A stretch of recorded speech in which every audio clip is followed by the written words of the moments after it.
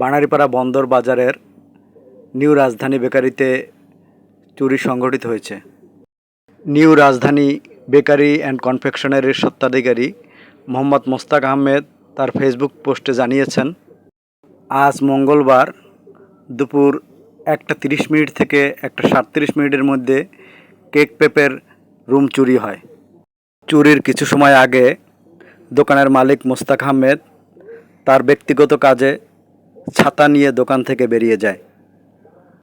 মালিক দোকান থেকে বেরিয়ে যাওয়ার সুযোগটি কাজে লাগিয়েছে চোর।